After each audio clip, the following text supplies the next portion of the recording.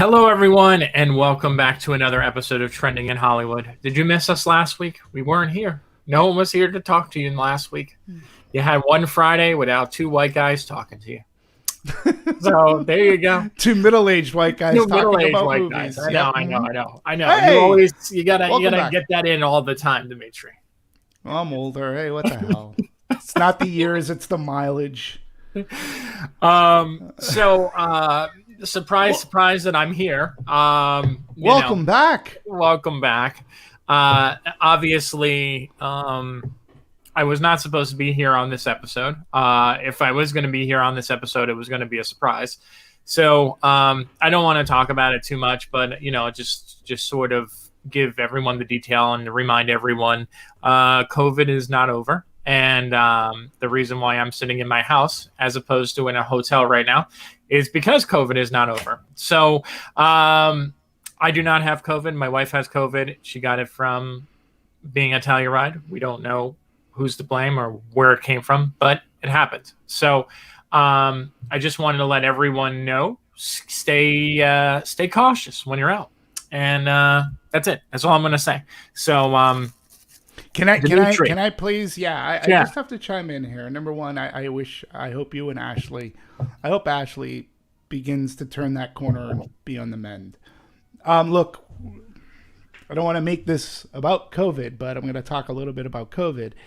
Scott, I follow a ton of stuff, not just movies. You sure do. I've been following COVID a lot. And Delta variant numbers and all this thing, and we've been reading. We're all vaccinated. See, I think one thing that's very important to your story, Scott, is that in order to get into Telluride, right, you had to not only provide proof of vaccination, which you've been vaccinated, I think, since February, April, or March. Oh, God, like that, right? Like February or March, right? Okay. So, and you had to provide a negative test taken within, if I'm correct, 48 hours. Yes, actually. Yes, that is correct.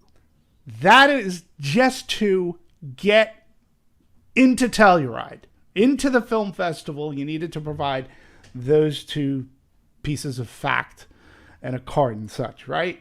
Yes. You both tested negative. You both had proof of vaccination.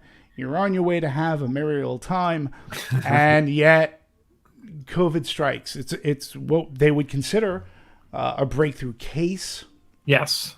And we hear about, if you pay attention, you read about breakthrough cases. They're on the rise. Some are more serious than others, albeit it's an extraordinarily small percentage of people who end up hospitalized and or die. But the numbers of breakthrough cases are rising. The number of cases in young adults and kids, rising. When you had told me the news, it became surreal for me because I have followed it so much. But when it's someone that you know very well, you care for, someone you consider a good friend, it becomes something else. It becomes, it depressed me. I'm not going to lie, because of course, what could happen to me, and again, this past weekend, or the past week, I had been doing things not unlike yourself, whether it be going to Disneyland. I went to a concert. Crimson Apple was in town. I saw them twice. Once in an indoor venue in Orange County, no less. The other one in an outdoor venue, the Night Market 626 up at the Santa Anita Racetrack, where the event drew in 25,000 people. And again, I wore a mask. I know that Ashley went overboard with precaution, but you do too. Right. You do too. So it just made me, it hit me hard. I was depressed. I was scared. I'm like going, what the hell? Like, we're not doing anything to curb or mitigate capacity. We're not doing anything for capacity limits. We're not doing anything like that. Yet people that we can know, that we love, who are vaccinated, become ill. Yeah. It makes it hard to enjoy a movie as a movie fan, right? That's too. I went and saw Shang-Chi at a very crowded theater where more people were not wearing masks than were wearing masks inside. But again, you're eating your popcorn, sipping your drink. It really put back into that, am I being too lax about this? I am not respecting the illness. And I'm not saying that you and Ashley didn't respect the illness. We are responsible people, okay? We are responsible people, and it can still happen to responsible people. So for you people watching, I'm sorry to go on so long about this, but I felt really bad. I felt scared. It really hit me in a way I didn't expect. And I'm thinking, do I have to change my lifestyle yet again, since I have to take my own action? The government's not going to do anything about it anymore. They can mandate vaccines, but if it's a two-tiered system, that means we're not going to be seeing results for this for months on down the line, right? So it just makes me wonder, do I become a hermit again? What do I do? I don't want to get sick. I don't want Ashley to get sicker. I don't want you to get sick. But it really is a real thing, and it becomes more real other than just reading it in headlines and watching it on the news when someone who's near and dear to you becomes ill. So people, seriously, we can't afford to lose watchers, listeners. Tari, thank you for being on, but please be careful. That's all I'm going to say. Yeah, I mean, in all fairness, like it is a strange, it's a strange turn of events, because you go to a festival and like we were both like so excited to be back, and I'll talk about this in just a second about the experience and everything, but it does, it makes you think. And then the problem is that when it's not a lot of people, it becomes, because I tweeted about this whole ordeal, and basically, a lot of people went out and they got tested, and thankfully everyone came back as negative. So a bunch of friends who I knew who were there, a bunch of colleagues, a bunch of PR friends, they all saw it, they all emailed me, they all checked in, they all got tested, and they're all fine. So I think what happens is when you have events like this, when it's not someone who's popular, it sort of doesn't get that same sort of traction. So it's like, oh, it was just a journalist's wife. It is what it is. And I will say that last night I was very surprised, because one of the, I don't know if he's the programmer or someone who's just in charge of the theaters at Telluride, basically commented on my status and said that there was about 10 cases amongst the volunteers and staff that did happen during the festival. So I appreciated him coming forward, but we all know what I was getting at was, unless it was like Dakota Johnson, unless it was a celebrity, or Jamie or someone else, it wasn't going to get that sort of push out, right? And in all fairness, we're sort of masking the fact that it's still there. Let's try to bury the lead. It was a success, and yes, for the most part, the festival, this one and Venice, from what I understand so far, has been a success. Yeah, but I'm not buying it. That there wasn't a few things that did happen that say it wasn't perfect. I think the wording needs to be changed. Yeah, it was successful, but the risks are still there, which is kind of like why when I read the Deadline article and then I wrote my own, it was successful, but there was also X, Y, and Z that you have to think about. Yeah, you can only have so much control. You can only put so much control. Now, I sent you earlier this morning, I sent you an article from Toronto. Right. And they were like, oh, we're going to have this so under control. This is our procedures we're going to lock COVID down. But a majority of the procedures we're going to lock breakouts down. And a lot of them were for celebrities. Yeah. I'm like, oh, okay, that's nice, that's great. What about the people that are going as press? What about the people that actually paid? Yeah, well, I and then mean, the difference is too, which I have to say, again, I'm not at Toronto right now, but what I heard from people who I know are there, there is distancing going on, social distancing, and from what I understand, they actually have taken more precautions. Where in right, Telluride, the theaters were pretty crowded for certain screenings. Obviously, there was the scheduling this year. Um, too much stuff overlapped, like that was in demand. So like right, you would have like all these people in like one or two screenings, and then right, other screenings I heard were like completely dead, where they had like 150 people in it, like it was like empty. right. So I wanted to say that the theaters that were really crowded. And I mean, like when we saw Spencer, it was really packed in there. Just like I'm sure that first screening of Spencer was even more crowded because like everyone was talking about this movie. Right. Um, with Toronto, from what I hear, they're only doing about 60% capacity in the theaters. Oh wow, that's the first time I heard about that. Wow. Yeah, Okay. so because I heard that at the Dear Heaven Hansen screening last night, someone I knew was in there, and she said that it was only like 65% full.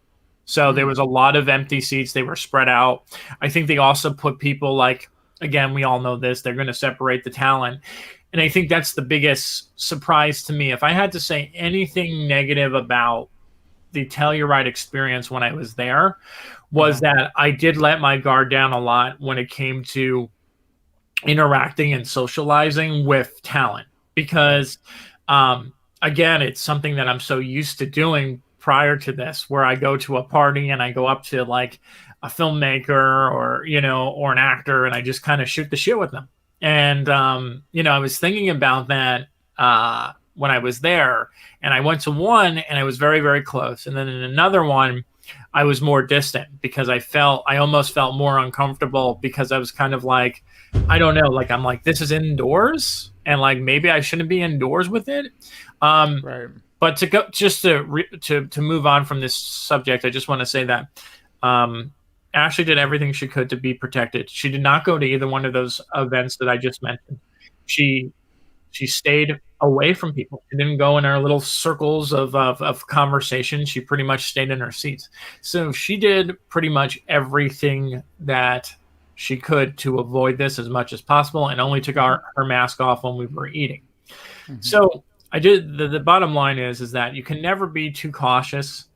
And yes, it might come down to just having bad luck but you have to be aware that the possibility is there at the end of the day. Right. Yeah. That's all I'm So saying. Like, okay. you don't have to stop living life. You just have to examine the situation you're putting yourself in. And if something does happen, what are those repercussions of that? And as I said in my article, it meant that I had to drive 14 hours home. I had to miss another festival, and I have to sit in my house for at least 10 days. So Right. just know that. Yeah. Well, best to Ashley, best to you. Why don't you talk about some of the movies that you did see at Telluride? I mean, I think that, yeah, you saw a good, including Spencer. Yeah. So yeah, talk about the movies. I think people would rather hear about that. Yeah. So real quick, this is a picture of the Telluride Film Festival, and I mean, it is just a gorgeous, gorgeous, gorgeous place to be. I mean, if you're a film lover, if you ever want to go to a film festival, I used to love going to Sundance, and I used to claim that it was my favorite festival, and I still love Sundance, but Telluride definitely has become my favorite film festival. And the reason why is just because you feel relaxed when you're there. You're in a very small area. There's not a lot of hustle and bustle. There's not a lot of like cars going by. There's just you, nature, and then you walk to theaters. And when you're on the street, you walk by celebrities. And this was kind of funny because one of the things I talked to Demetri about before I left was that I was wondering if they were going to even have celebrities walking around town. But sure enough, they were. I saw Barry Jenkins walking around town. I saw, some of the other actors. Jamie Dornan was like everywhere. Kenneth Branagh was everywhere. So you've seen all these people walking around, and it was sort of surreal, kind of just being back in that environment. In terms of the movies, it was definitely, I know this is probably a controversial thing to say, but for me, you can tell we're still not out of the woods in terms of the movies that are being pushed out right now. I watched a lot of movies that had a lot of hype to them, and I feel like a lot of people who were there just because they were in the moment felt very, very passionate about a lot of these movies, where I just sort of felt like, it was weird watching some of these movies, and I just kind of was like, this movie has so much hype around it, and I'm watching it, and I'm like, it's fine. Spoiler alert, my favorite movie is still Coda, so there you go. Really? Yeah. Really? Okay, because I was expecting. I was expecting. Well, I mean, Spencer. Spencer Okay. is a close second, yes. But I mean, and then when you go after that, it's sort of like this. Who knows? So it's so in terms of the movies itself, obviously Spencer was my most anticipated of everything that was playing at the festival, and it lived up to the hype. It was the one time that I've been to a festival that I actually went back to see a movie twice, because I love Kristen Stewart fans, because they're literally like, they're on social and they like read my review and they're like, this sounds like a 10 out of 10 review. And I was kind of like, I don't give out 10 out of 10s very often. So like, I'm giving, like, I'm kind of like pulling back and I'm thinking about it. And then I was like, you know what? There's not really anything playing this morning that I would see instead. So I'm like, I'll give it another shot. And then I have moved that review up to a 10 out of 10. So far only Coda and Spencer get a 10 out of 10 from me. I mean, everything you heard about Spencer is pretty much true. I'm not sure how much the average moviegoer is going to appreciate the story in Spencer. I personally love the story in Spencer because I'm a big fan of things that criticize media, and a lot of the movie deals with like living life underneath a microscope and basically having your entire life dictated because you're part of this family and you're part of this media circus. And I am totally into that kind of stuff. And Kristen Stewart obviously disappears into the role. And what's great about it is that you can, a lot of people are like saying like, oh, you can't tell it's Kristen Stewart. I kind of like disagree with that. Like, I kind of feel like you can tell it's Kristen Stewart, but she makes Diana her own version of Kristen Stewart. Like, it's sort of this great thing of like, part of it you kind of see Princess Diana, part of it you see Kristen Stewart, but it's like they parallel so much their lives because of how much they're in the public eye and how much everyone like kind of like worships them and idolizes them. And it's like, oh my God, she's here. Here's a picture of her, blah, blah, blah. Like, it feels like they're the same person in some ways. So it's really a fantastic movie. And I mean, I apologize. I know people are going to be like, Jennifer Hudson.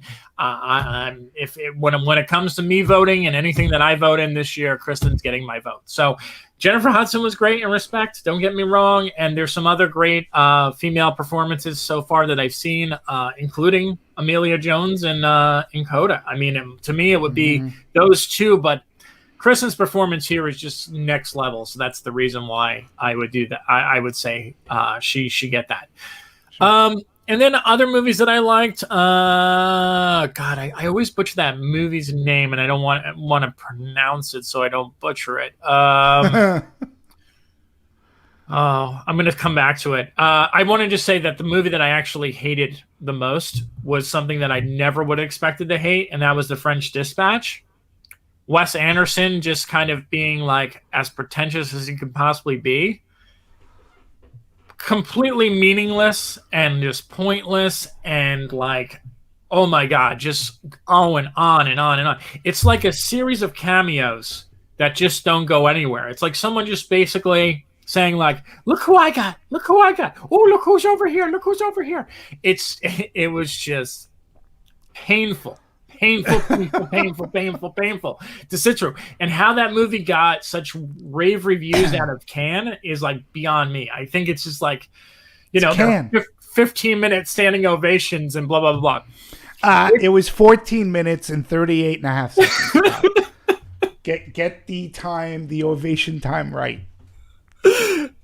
Speaking of which, that was the funniest aspect. Were you enjoying that too from Venice? Like all these. Oh, I was loving it. I was joking around. Who the hell is somebody there? Like, is Omega sponsoring these film festivals now, where they stopwatch it like the Olympics? There was a 7-minute standing ovation. Then the next trade, they had the same movie. They had an 8-minute standing ovation. We need to standardize this, people. It's also fun. It's so ridiculous. It's like, wow, I just want to get the hell out of the movie theater. Would you get out of my way? Stop clapping. I don't want to get COVID.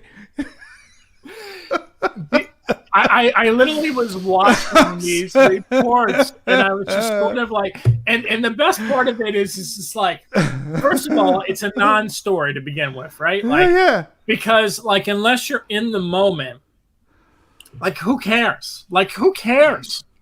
But there's been this like all this reporting. I think my favorite one had to be Dune, right? Because it started off with like 6 minutes, and then it was 7, and then it made its way up to 8, and it's like, okay, who do I believe? And why does it matter? And why does it matter? Why does it matter? People seem to forget that it's playing to it's a stacked deck. Yeah, you know, I mean, I happen to be privy in part of what was perhaps one of Lionsgate's worst movies, The Spirit, right? and that movie was awful. And that movie got a standing ovation at the premiere. It's the premiere. Of course it is. I'm going to give this episode a 15-minute standing ovation. Yes, they're very good. I'm giving it a standing O right now. It's a standing O, baby.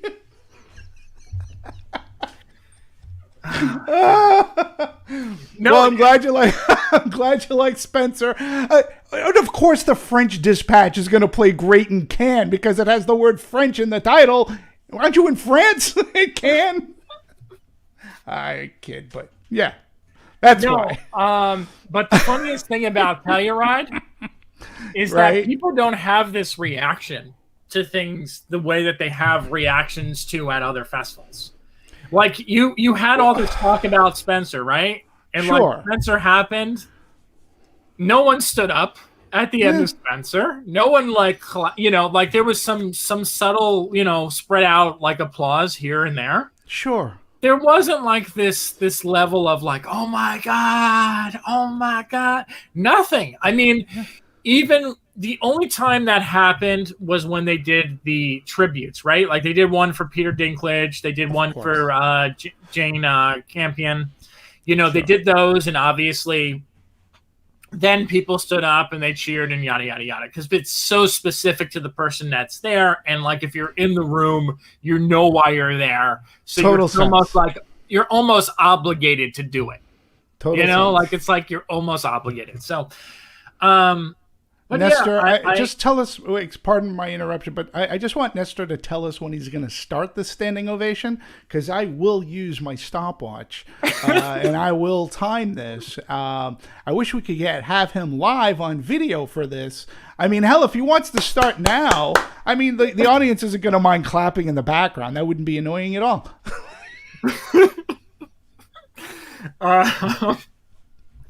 So I'm trying to think like of all the other stuff. Jane Campion's movie. You saw that? Power of the Dog? Right? Yeah. How was that?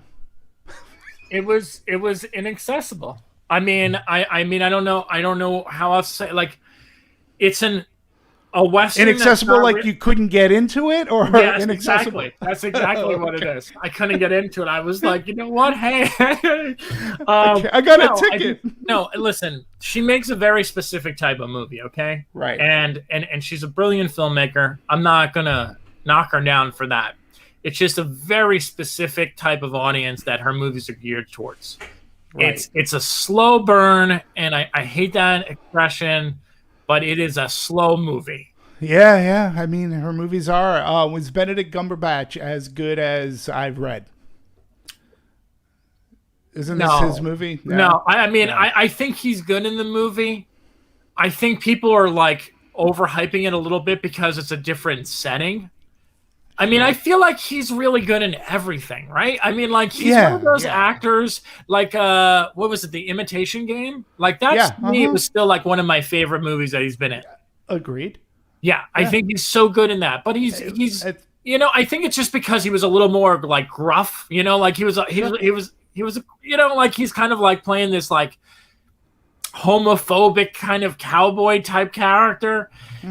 So I think people are like kind of like pushing it up a little bit. I'm not just trying to discredit him because I think he's a great actor in everything. I mean, he was even great in that awful movie about electricity. I forgot what the hell that was. With the Tesla. It wasn't Tesla. Yeah.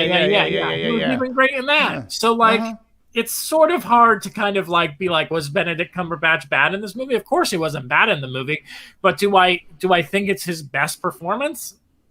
I don't know. What would you say it's his best performance since Doctor Strange? Sure. Okay. I'll do that. Fair. You're talking about that one or the Doctor Strange movie coming out this Christmas? Which Doctor Strange movie are we talking about? The one that's coming out this Christmas. Doctor Strange I haven't 2 seen that one yet. Hasn't come home yet. Yeah, I know.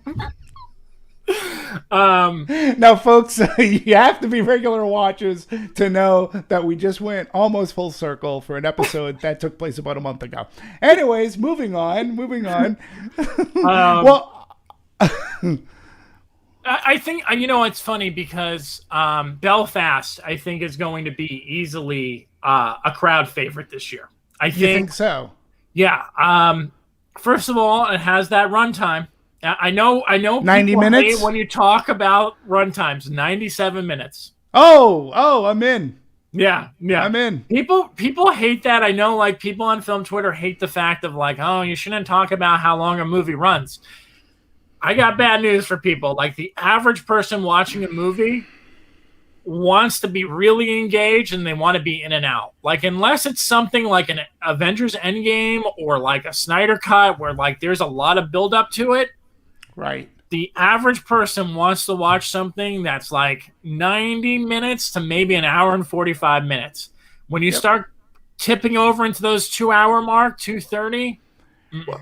I've always said though, Scott, it all depends on the movie, right? I mean, we've seen type of movie and the story, right? Well, the movie, regardless, right? Because we've sat through, speaking for myself, I've sat through 90-minute movies that have felt like 3 hours, right? And I've sat through 2.5 hour movies that have gone by really fast, where I've looked at my watch and I'll go, wow, okay, this is almost over. That went by. That went by quickly.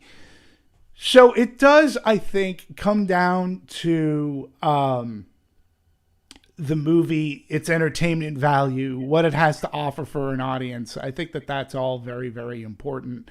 So, but you're right. I mean, if I see 97 minutes in a movie, I'm like going, oh, okay, this is going to be hopefully easily digestible. You know, because it's 97 minutes. And so tell me how was Belfast? Like, talk about that. I personally, I think it's a beautiful looking movie. Beautiful. Okay. I think as a cinema lover, right. And I think you would agree with this too. There's something so refreshing about seeing a movie shot in black and white. Yes. You watch it and you're just kind of taken back by it. And you're just like, you're in like this, you sort of get swept up in the story. But I will say that what I loved about the filmmaking was that whenever something regarding art was shown in the movie, it became color. Really? They showed Okay. scenes in color when it involved like watching TV shows. And the movie did Sure. such a great job of incorporating music that fit Uh-huh. the time period, but also like classic television shows. Sure. So, in a weird way, as much as it's about his family and kind of what his life was like when he was a Uh, child, it uh-huh. sort of also Well, showcased his love of whose life television. whose life as a child? Who are we Kenneth. talking about?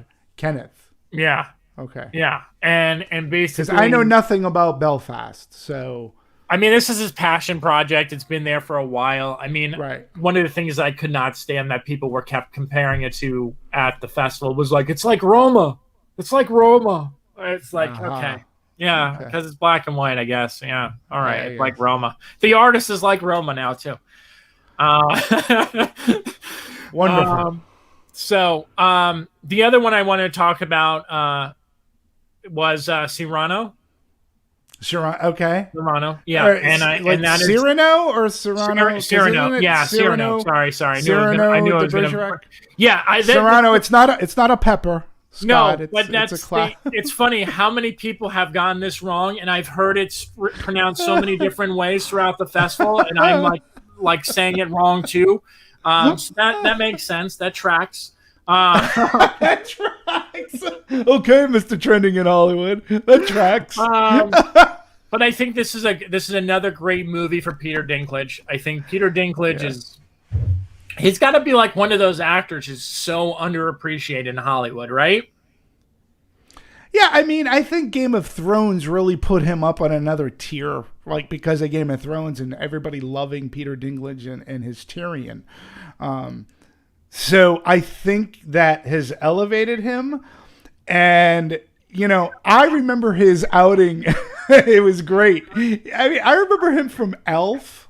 Yes, yes. Right, he had like it wasn't a big part, but man, was the part hysterical. He was also in The Station Agent, which is a really that's a fantastic movie. But he's come a long way since then, and he's proven that he can play comedy and drama. He was also in he was in one of the Marvel movies. Yeah, he was in one of the X-Men movies. It was either First Class Yeah, he was. I or forgot something. which Yeah, one yeah, it yeah, was. yeah, yeah, yeah. He was in one of the X-Men movies. So it's good to see him out. But he was really good. Did he play He is. I Cyrano? actually think he has a possibility of being nominated. It depends on who else the actors are. Like, I didn't talk about King Richard yet, but I mean, just from the trailer that King Richard, like Will Smith, is getting in there for a nomination. I mean, there's no question about it. Right now, I would safely say he's the front runner for the male For category King Richard. for King Richard. Did it have as good? Like you watch the trailer, and the trailer just makes me like, you get the feels, and it's like, yes, I want to see this movie. Does it live up to the trailer? Uh, Clapping. no. I have to be very, very honest about this. Okay, so the movie is very, very good. It's a very easy watch for an awards movie. It has all the components there. It goes down easy. It just washes right over you. You're sort of like, I get this. It's inspiring. You feel emotional. It works. And I had this conversation multiple times. The problem when I had it, and this is weird from me saying this, is that the movie seems somewhat whitewashed. It almost feels too like someone from the studio stepped in and kind of said, yes, we have all black, producers on this. We have a black filmmaker, and we can address some of these issues that are there. We can talk about Rodney King. We can talk about this. But it was almost like they pulled back and they were like, we're not going further than this. We can show a clip. You can have a conversation about it, but it's not overshadowing the rest of the story. So there's a lot of moments in this movie where they deal with some really heavy race issues that Right. almost feel not fleshed out enough. Okay. And the movie as a whole has this feeling of like a Tate Taylor movie, almost like The Oh, Blind okay. Side or The Help, Sure. where you Right. you watch it and you're kind of happy and you're emotional, and you just kind of look back on it and you see a little bit of the flaws of like, this scene should have went a little bit deeper. And that's really my only criticism of the movie, is the fact that there's just certain times where, like, given all the obstacles that they went through as a family, that they don't Right. talk enough about those obstacles. That Okay. it becomes too much of this feel-good movie. But again, to me right now, it's a front runner for a Best Picture nomination, and it's a front runner for him for Best Actor. Oh, good, good. I mean, it's one of the movies that I'm really looking forward to. So I was looking forward to hearing of your opinion. So with Cyrano, just wanted to go back to that. Yeah. I'm assuming, what did I just forget? Tyrion. Tyrion Lannister. He plays Cyrano de Bergerac?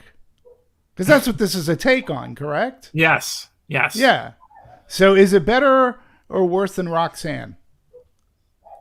Oh, that what a terrible comparison to have to compete between Steve Martin. Wow. I love Roxanne. I do Such a too. great I do movie. too. Jesus. And the funniest thing is that they did it so differently that I Right. didn't even think about the two. Uh-huh. So I don't know. I'm gonna have to say this is a better movie overall. I mean, especially when you have Haley Bennett in it, who I feel like Sure. has been so overlooked as an actress for so friggin' long. Right. And my buddy Calvin is in it, Calvin Harrison Jr. And Nice. the guy has the voice, like, man. Sure. And the high note when he started singing, I was kind of like, Yeah. okay. And then he starts singing in this, and I'm like, that guy is wickedly talented. He really Yeah, is. But he I is. think it's the layers and the emotion in Peter Dinklage's character Yeah. that really sell this movie. I mean, he's so lovable and he's so Sure. goofy, but like when he hits you with the feels, you're like, you're totally into it. You're totally Wow. into it. That's great. Well, It was again, another it's movie, what I heard a lot about. yeah. But at least it seems to have at least lived up to what you heard about. And Telluride, at least there was one picture that you didn't like, but all the other movies seem to have delivered really well, and they seem and even a few of them seem that they're going to deliver a good. I think we really need more feel good movies. We do. And what I would have to say was kind of the refreshing aspect of it. Yeah. Was that we watched a lot of movies, Yeah. and most of them weren't depressing. Damn. Good. They weren't depressing. Like there was a couple of them that had like more like deeper, darker themes, and I feel like those are the ones too that you didn't really hear that much about, like The Lost Daughter. Right. Olivia Colman is Olivia Colman. Being amazing as always. Like, I mean, like, I don't know if that woman knows how to give a bad performance. Like, she's so freaking good in everything.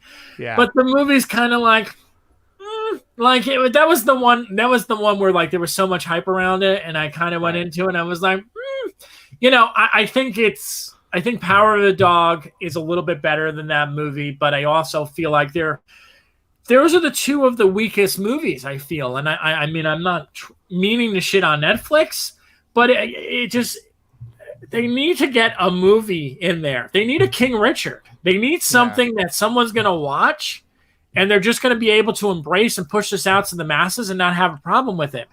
Right. Again, from an artistic standpoint, from a directorial standpoint, I get both of those movies. I understand why people will really crave them and really like champion them.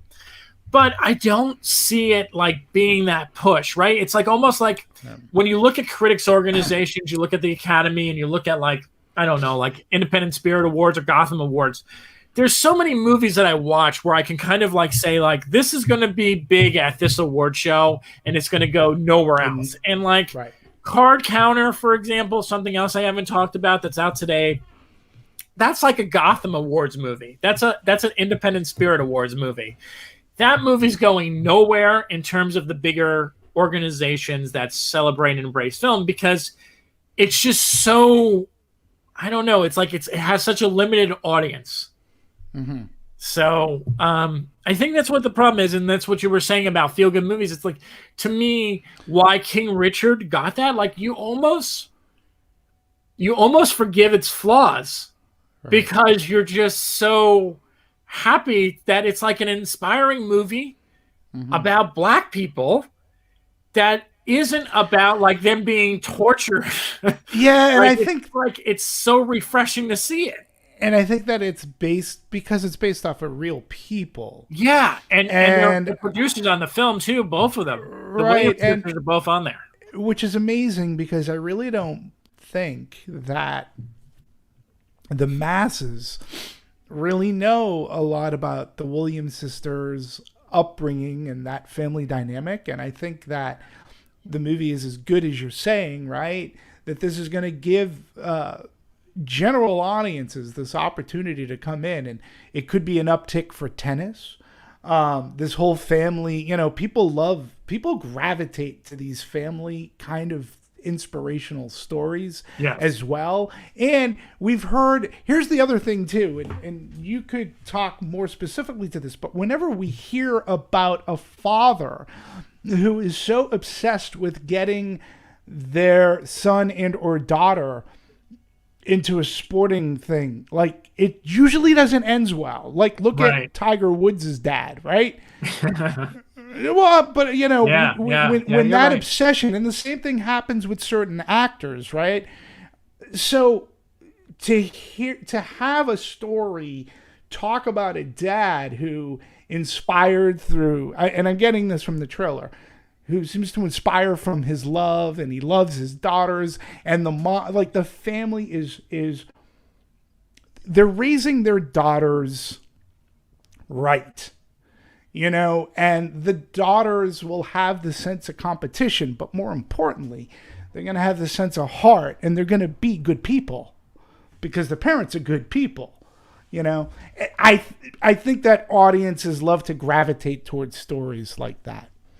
So. Well, I think it's refreshing in a lot of ways because this is sort of like the type of like movie that is usually based around white characters.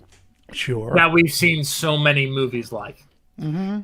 And what elevates King Richard is the fact that you have Will Smith, who is very much committed to this material.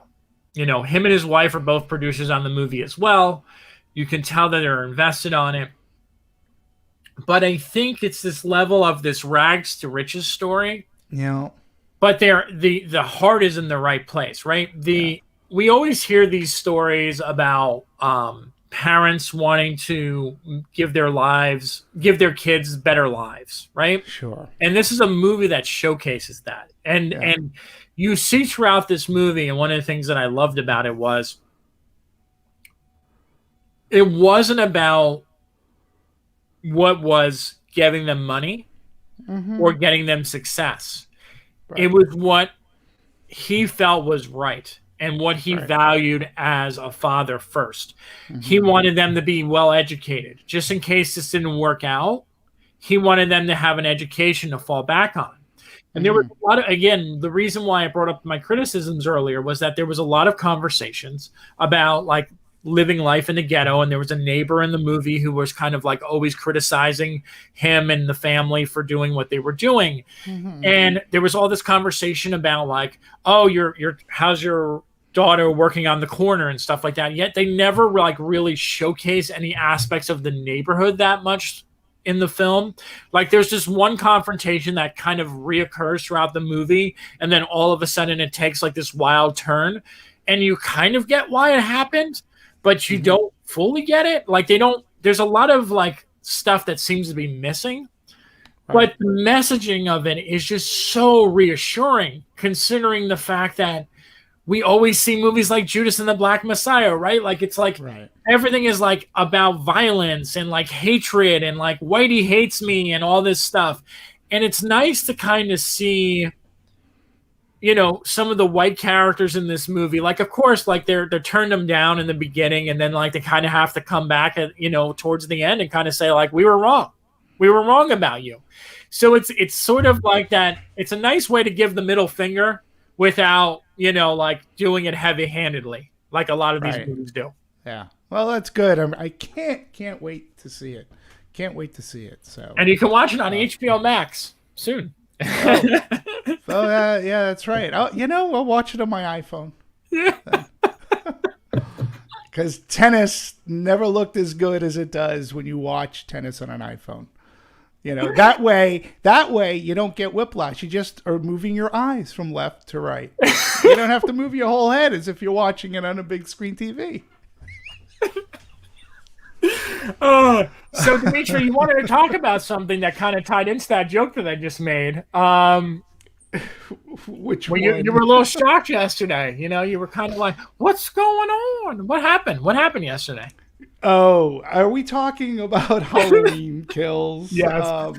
Yeah, big news came yesterday, and you know the irony of it is earlier in the day I was getting into a really big argument with people over streaming, and that, you know, my stance on streaming theatrically, day and date, and how it's killing the business. And you know, you just got back from CinemaCon. I thought that was a really great show, by the ways. And you also know that Halloween's my favorite horror franchise, the original being my favorite horror, the 1978, my favorite horror film of all time. And a really big fan of Halloween 2018. And I've been really looking forward to Halloween Kills, which they showed at Venice. They showed at COVID-free Venice. Yes, they did. Was it there? Yeah. So, but then a couple of things like happened yesterday. Three things that I'm not sure if they had if they had an effect on what happened to Halloween Kills. The news being that Halloween Kills, Universal announced that it is now going day and date on Peacock, as it will be in movie theaters. Now, this would be crazy. It wouldn't be so ironic had I not just talked about the greed of studios, and like, this is nothing but a subscription grab. An article came out, I believe it was in Variety. It could have been the Hollywood Reporter. They basically said the same thing. But they talked about, not so many words, it was a subscription grab for Peacock, which is falling behind other major streaming services. I'm kind of flabbergasted by this. Yeah, it really took me by surprise. Now, a couple of things happened. Number one, the reviews came out of Venice, and from a lot of the top reviewers, Halloween Kills was not getting good notices from the top reviewers, at least from the trades. But, however, from horror-type sites and websites, it was getting good notice. So that's okay. If Owen Gleiberman doesn't like a Halloween or a horror movie, I'm kind of like, okay, I'll take it with a grain of salt, judge for myself, right? So the reviews weren't that great. The other news that came out, and again, I'm sorry to go back to COVID, but the President of the United States came out and did a we need to still combat COVID, and he came out with his 6-point plan. Part of that plan, he was asking venues, concert venues, sporting event venues. He specifically pointed out movie theaters. He said, movie theaters, please, I'm asking you, mandate proof of vaccination before entering. So that happened yesterday too. So now, and I wondered, because I was wondering, why are they, okay, outside of the obvious subscription grab, was there something that said to them, did they really think that bad reviews were going to hinder the grosses? Let's be honest. Yeah. No, they're not going to. And then I looked it up, and I had forgotten that Halloween 2018, its opening weekend did $76+ million in its opening weekend, and that was October 19th, 20. So no, bad reviews were not going to hinder the gross.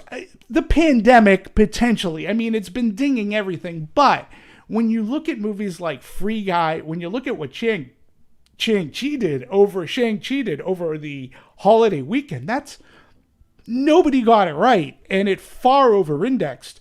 And it says, wow, okay, what happened here? All right, people did go back to the movies kind of en masse, right? So when you have $76 million, then I start thinking, like, why do you want to sacrifice any box office at all by going day and date like that? Okay. All right. So maybe because of the pandemic, I think it's a shoo-in for it, at the very least 50 million. Yeah. I mean, I would say that. I would say that. Yeah. So why would you want to jeopardize that? But then again, the good news, I guess, on one side is it's Peacock. So they only have 5 subscribers. And so how much is that actually going to impact an opening weekend box office? I really don't know. It's not like you're going on to Disney Plus or HBO Max, which could really legitimately take a chunk out of box office. I'm not sure what Peacock is going to do to opening weekend now, but there are other things in play here that I just don't understand. Months ago, we talked about a deal that AMC and Universal, and I believe it was Regal, or it could have been Cinemark. It was at least 2 of the top 3 circuits in the country, and here domestically, United States. They cut a deal that Universal would release their movies exclusively in theaters for 17 days before putting it on. I actually think it's 21 days. I thought it was 17, but 17. I thought it was a 3-week window. I'll give them 4 days. They're fine by me, whatever. But a deal was cut, and so I'm like, well, this pretty much says, screw that deal. Like, I want to know. I'm really curious, because if I were working at Universal, I know that I wouldn't be the only one who's like, God, we have this Halloween Kills movie. We could do, like, I'd really want to know the reasoning and what they're doing. Again, the obvious is it's a subscription grab. That's what any of this is. That's what HBO Max is all about. This is what Disney Plus is all about. Any of these people who have these exclusive streaming platforms, Halloween Kills is potentially, it's an attention grabber. It could get people to go. Our other thing, Scott, we talked about this yesterday too, is what do they know that we don't know? Yeah. Yes. What might be coming down the pike? Maybe there are capacity limits that they've been hearing about, because they're keyed into government. They're keyed into this recall election, right? I am thinking more that it is, and again, I don't know if this was a spur of the moment decision. I don't know how long the Universal heads were talking about this, but it's weird that it comes out after Joe Biden really came out, specifically called out theaters to please provide proof of ask for proof of vaccination for people to come in. I think that's something here in LA. They've been talking about mandating something like this for at least a month and a half now. It's gone really silent. It has. But if the president is asking, you kind of wonder, like, okay, are the Aarons, the heads of AMC's, Regal, Cinemark, B&B Theaters, Marcus Theaters, are they going to be taking that request seriously? Are they talking about this today? Because we do know, because we are so politically charged, that if a theater chain does this, are they going to set up a precedent? Will they be fearful to do it? because people will come to their theater and start throwing eggs at them or doing some kind of violence. But I get why the president asked this. Me personally, I'm vaccinated. I don't give a shit. I'm proud to show my card and go, I'm vaccinated, I'm going in. You who are not vaccinated, well, that's your choice. That's your freedom. Get out. Like, you chose not to do it. It's a freedom. I'm vaccinated. I get a little bit more freedom because I'm vaccinated. You chose not to. I don't care. So, but I think that they have to weigh it. And this news came out yesterday, earlier in the afternoon. The Halloween Kills news came out later in the afternoon, early evening. We have yet to hear from, I mean, I can check for sure, but we've yet to hear from any of the exhibitors as to how they feel about it. Scott, you were at CinemaCon. You said Universal did a huge presentation championing movie theaters and support. I mean, they were the ones who did their whole promotion. Was they took some actor from one of their upcoming films and they had them go to a movie theater, and they basically talked a lot about the movie theater they were at. Right. And then they kind of introduced the person who ran that movie theater or worked at that movie theater. Right.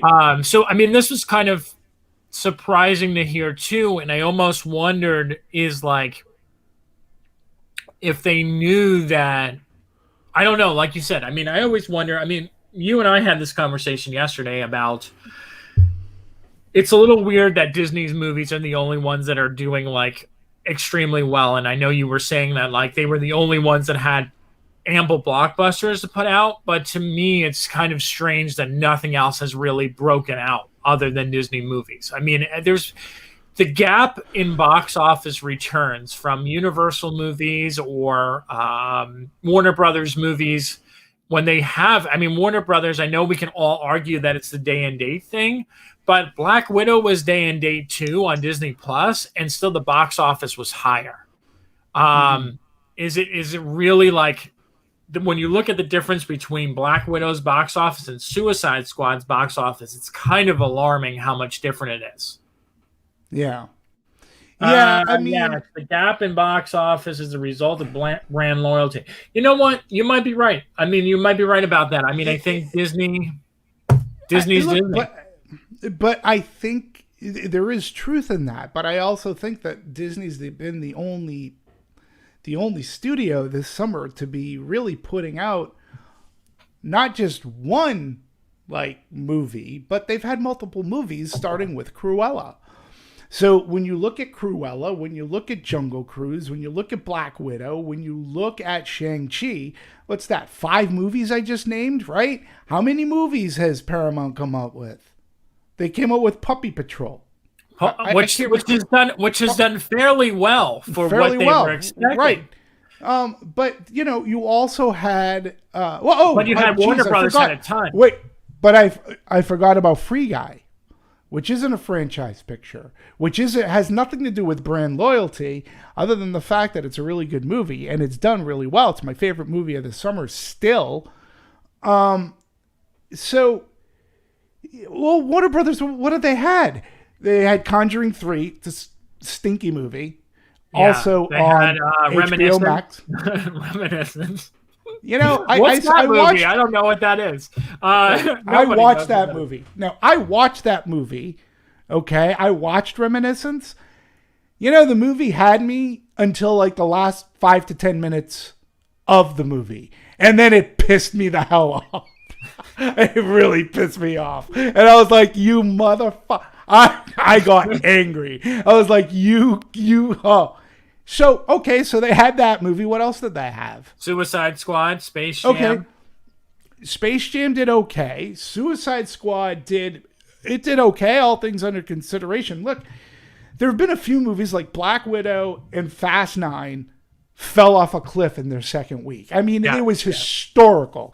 Cinematically historical from a box office perspective as to how much they tanked in their second week. So Disney just put out product. Some of that product was supposed to have been put out a year ago. So there was already some marketing put place. So, yeah, well, all Disney films are blockbusters. And this is from Terry. I don't disagree with that, and there is a brand loyalty, but yet Disney did keep their family films. They kept their animated films. Hey, you forgot about G.I. Joe when you mentioned Paramount. Oh, yeah. Snake. Yeah. It rolled Snake Eyes. Yeah. And I don't mean to, I'm not bagging on Henry Golden. You know that. But you're right. Yeah. That's why Jim Giannopoulos is leaving, I guess. Maybe. I don't know. But yeah, I mean, Lionsgate had a shitty year. Yeah. I mean, what, you didn't see Fabergé? I mean, Protégé? Yeah, no one saw Protégé, which I heard was good. That's the funniest thing I heard. That's not what I heard at all. You're the only, the reviews I read on Protégé. Really? Not one. Yes, they were not good. They were not good, from what I read. From what I read. 61% on Rotten Tomatoes. What are you saying? What are you saying? That's pretty good for Rotten Tomatoes. Sure it is. Yeah. Hey, the only thing I could say is that Maggie Q is no longer on an island. So, my God. So that's a step up. Well, she was in 2 island movies. Both of them were pretty bad. So, in any case, but just going back to what we were saying, Disney was really the only one vested in the summer, right? So, but I think when you look at movies like Free Guy, you have to. It's not when you look. You have to look at Free Guy. Oh my God, yes, she was. I don't disagree with you, Yash. She was great in Live Free, Die Hard. I'm a huge Maggie Q fan, by the way. So I think she's great. She deserves better roles. But let me go back. So Disney, you have to look at Free Guy and Shang-Chi. Why? Because they share something in common. They weren't available on Disney Plus Premiere. Yeah, you couldn't see them anywhere else other than the theaters. And there's nothing that you can say to convince me otherwise that people had this one option to see a movie that they really wanted to see, and they went out to the movies to see both. Both had done extraordinarily well. Free Guy did something that was rare this summer. It was #1 2 weeks in a row. It's done really well from a box office perspective.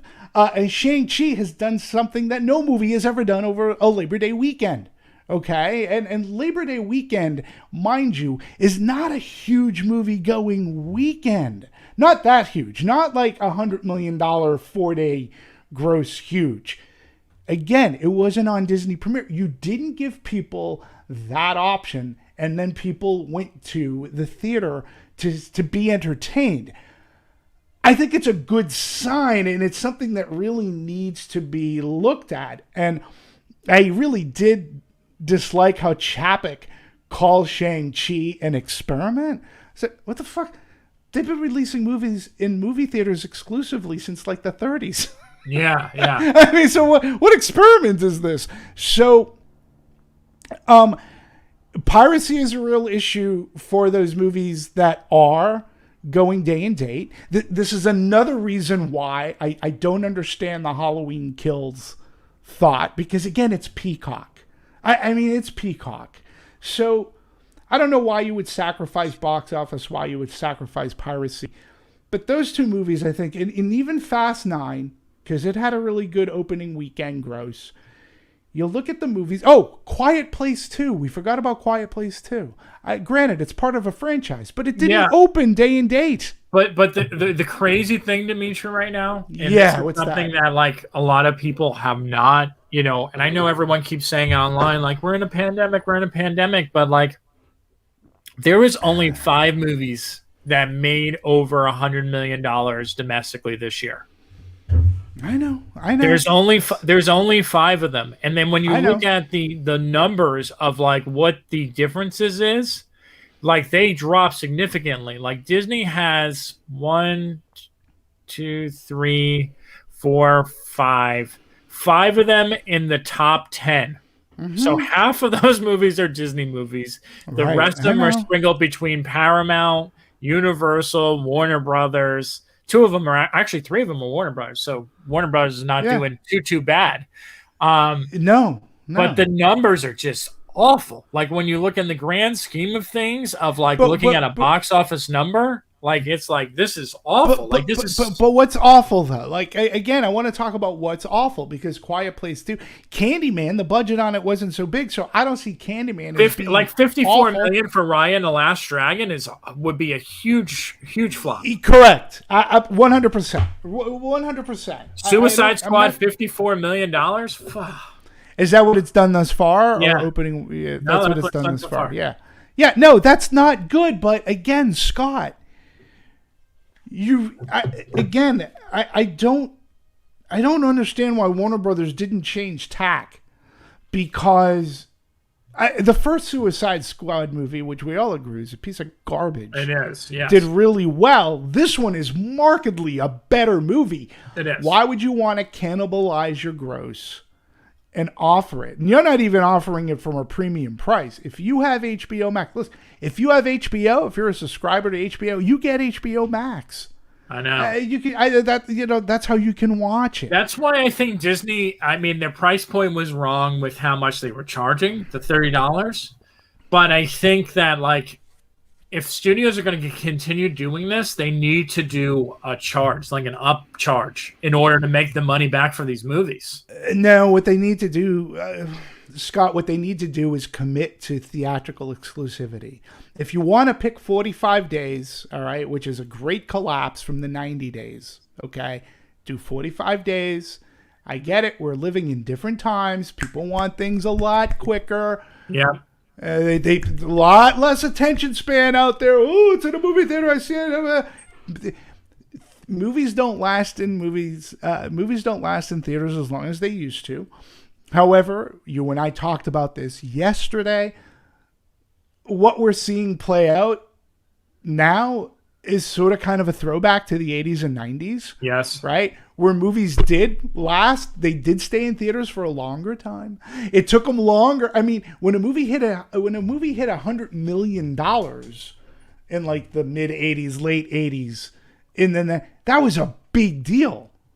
Right, and then you talk about star power when you had people like Michael Douglas, Harrison Ford. I mean, these people were $100 million people. Every movie you put them in, Eddie Murphy was on there for a time. Rob Reiner movies, like $100 million. That was a big deal. Now movies are making $100 million in a weekend, right? So it changes that changed strategy a lot. But now we're seeing movies stay in theaters for a longer time. And it takes longer for a movie to hit 100 million unless you're Shang-Chi. Right. It's not necessarily a bad thing. It's a readjustment. But I think we're going into a positive direction. But it is extraordinarily important that in order to save the theatrical business, right, we need theatrical exclusivity. The theaters are not going to survive on F9s and Black Widows because they're so top heavy. Yeah. And then the second we drop is so catastrophic that they can't keep those prints inside their theaters because they have multiple prints.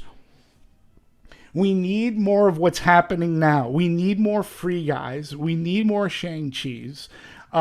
Let's see what happens this weekend because we have a holdover of Candyman. We have another horror movie, Malignant. Well, you said the card counter for art films, but I don't think anybody knows that Malignant is you have out. Queen Pins, which is the Paul Walter Hauser movie with Kristen Bell, and like that looks fun. I haven't watched it yet. I'll probably watch that tonight. But none of these movies are necessarily ones that people would run out to see. I mean, Netflix. I don't think anybody knows about them. No, in fact, there's nothing. If you look at the box office for the next couple of weeks, I mean, this is really important to talk about. Like September 17th, you have Cry Macho. Everyone's talking about Jamie. I got news. No one's talking about Jamie. No. And The Eyes of Tammy Faye. Who's seeing that? Nobody. Dear Evan Hansen, I personally love the movie. I think it's great, but it's already on the chopping block. People are like ripping it apart. No one's going to see that movie. And then you're going all the way into October, where you might have a really strong week on the first week of October because you have Venom, you have The Many Saints of Newark, which is a Sopranos prequel, and you have Right. Addams Family 2. So you literally have an entire month almost where there's nothing that's going to do well. There's Which is nothing going to almost do well. typical. Yeah. Again, think about these are the dog days of summer. Like, this Yeah. is that transition period from we got Labor Day, everybody goes back in school. There are some movies that are coming out. One or two might click. The other ones fade away real fast. And then we get into October, which is really the beginning of our holiday season because we start to build and build till we get to Thanksgiving and then we get into Christmas. So I just find it's going to be very interesting to see how these things go. Listen, Shang-Chi will more than likely be number one again because when you have that high of box office for the opening weekend, like, Yes. I don't see Malignant taking it over. Well, it So, doesn't have any, it has nothing to compete against. There's Nothing. there's not enough big thing. And the thing real quick about Malignant is that it's made for a very specific audience because it's a throwback to Italian horror, and Yep. it has some weird twists and turns, which I know that James Wan kind of wanted to keep as a secret. Right. Yeah. So but there that's was no really- marketing on it. I There's mean, no marketing. that's the other thing that's happening here today is that the studios seem to have forgotten how to market. Like, we can't blame the pandemic for everything. You know, there are certain things, absolutely, right? We do need to be safe. But if the studios go back to marketing movies the way they used to, I would know that Malignant is coming out. I should know that Malignant is coming out. I should know that Malignant is coming out more so as a forefront, more so than the card counter. Yes. But I knew the card counter was coming out. I didn't know that Malignant was coming out until I started reading a review. So, you know, they need to get back on board. They need to commit. The studios need to commit to the theatrical experience. This is the only thing that's going to save our industry going forward. It's going to save the theatrical business. You know, look, I mentioned this in my case yesterday in this heated conversation. During the pandemic, do you know of any studios that shuttered? That went bye-bye? Any? No. Zero. Theaters, though. You know, theaters that shuttered for good. Yes, we do. Yes, Never coming back. It was almost 10%. Like, not Right. coming back, period. Right. Gone. Right. Why? So, the studios did okay, but they're still wanting to do okay. Well, That's because why the I'm studios confused. furloughed everyone, right? Like, I mean, the studios pretty much passed it over to the government to take care of people. Well, they furloughed everybody, but Yeah. then they had their streaming revenues. Yeah. They moved everything over to streaming. And then and then the ones that didn't have that made smart deals to get rid of stuff, right? I mean, Right. I think Paramount was the one who made like the best deals. I mean, like literally getting Absolutely. all this money out there to get rid of all these movies that weren't that Sure. great. Right. I mean, like Trial of Chicago 7 selling that to Netflix. What a brilliant move. It was a good idea. It was it was a great idea because you couldn't release it last year. No. So, yeah, you had great deals, but all those people who had streaming, they gained more subscribers because everybody was locked in. They had a locked in audience. It's like, go ahead, walk out of that plane because you're watching a shitty movie. Okay. They got you trapped. You can't go anywhere. So, you know, the studios did okay. They fared pretty well, but theaters didn't. And right now, there is this rebound happening. COVID's still there. It's still there. It's still going to have an effect. But the theaters that closed also have an effect on our box office. Look, one of the highest grossing movie theaters in the country, the ArcLight in Hollywood, closes for good. And nobody's picked it up yet. It's kind of crazy. So studios need to commit to an exclusive theatrical window. And if they could, I say we, like I work If we could all just come together and put down 45 days. Like, I was always good with 90, but you want 45 days. Commit to that theatrical window.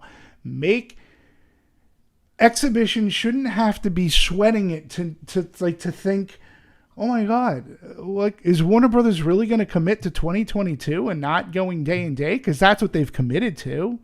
But after what Universal just pulled, like, exhibition's got to be going, wait a minute. That's not fair. Halloween it should be a really big grosser for us. Right. We need a commitment. They really need to sit down and come theatrical. Like, when there's only one place to go do something, then you got to commit to that, because that's where everybody makes money. The studios make money. Exhibition makes money, and the audiences are happy because they're getting, hopefully, a really good experience. So, and I'm sorry, but it's only going to kill Dune more. Oh, yeah. Dune is cursed. I mean, I know everyone's like rooting for that damn thing, but that movie is cursed. Yep. So, yeah. And I'm looking for James Bond. Ooh, new trailer looks really solid for that. Oh, did you see The Matrix? Yes. The Matrix trailer, very solid. But again, you have so much more to gain if you go exclusively. No, I mean, again, I always have this conversation with you. It's the one thing that we always constantly argue about. I know. There are movies where I watch the trailer and I say, no fucking way am I watching this at home. And that's the The Matrix like that. And honestly, it's funny because I know I have to watch Dune in the theater, because if I watch that at home, I'm going to be turning it off. I mean, because 2 hours and 45-minute runtime, if I'm sitting on my couch, either I'm going to watch that in like 5 days, where I'm going to watch it in 30-minute increments. I mean, like, that's something I got to see in the theater. But I mean, not everyone's going to want to see that in the movie theater, so that one's weird. But I mean, Matrix, like, when I watch it, like, I'm like, that's a big screen movie. That's a big screen movie. 100%. But if you don't think that people who are traveling during that time when Matrix comes out aren't going to watch that on the plane? Oh, yeah. People are going to either going or coming. They're not going to watch it on their iPad. I mean, but like, when you have a movie, like, see, that's the difference. Like, again, I know we always have these arguments, but like a movie like Card Counter, yes, to me, gains very little from watching it in a movie theater. I mean, I understand that Paul Schrader loves his movie experience and he loves going to festivals and yada, yada, yada. Sure. But I watch that movie, and when I sit in my car and I drive the hour down to the theater to watch a movie that's like 2 hours, and then I drive an hour back, I suddenly say, why did I drive for this? Like, I literally could have watched it on my screen at home, and I wouldn't have felt any differently about it. Like, there was nothing that elevates it. But again, I get, as much as I like always joke about Dune, I get the idea of having that in theaters, having the immersive experience of it, and like seeing his stuff. Because as much as I don't know how I'm going to feel about the movie as a whole, I do know one thing for sure. His movie is going to be a technical marvel. I know that absolutely. Because he's such passionate, and he's such a pretentious director where he's like, nitpicks about everything technical. He's so serious. So I get that about him. Sure. So I understand, and I will celebrate his movie, and I will see it on the big screen. But when I watch Card Counter, or I watch Blue Bayou, or all these movies, there was no difference from me watching this in a screening room, a movie theater, than watching it at home. Free Guy, yes. Blue Bayou, no. That's the way. Yeah, but I mean, you mentioned Blue Bayou. I didn't even know that there was a movie made about the restaurant in Pirates of the Caribbean out here. I had no idea. I mean, I'm in. I'm really in. That I said Blue Bayou. I go, oh my God. Now they're making movies about restaurants, that Disney. Oh, they're just getting silly now. They're silly. I hope they have a whole section called Monte Cristo.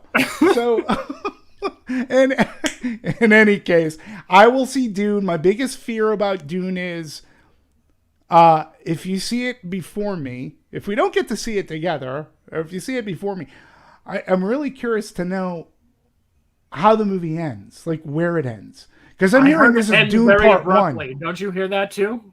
Have you heard that? Yeah, and it scares me. Because if that's the case, F you! I know how the movie should end. Like, we'll talk about it more when we're geared to Dune, but I kind of...